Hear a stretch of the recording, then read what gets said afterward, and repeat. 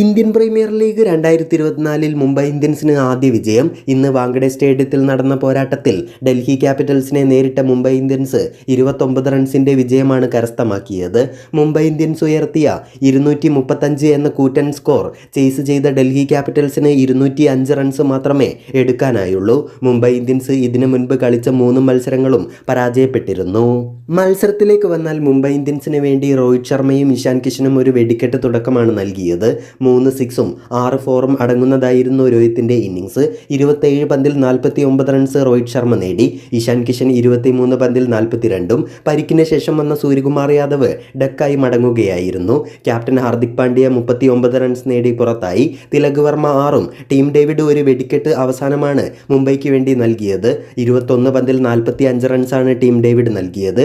അവസാന ഓവറിൽ താണ്ഡവമാടിയ Romario shepherd 10 പന്തിൽ 39 റൺസ് നേടി.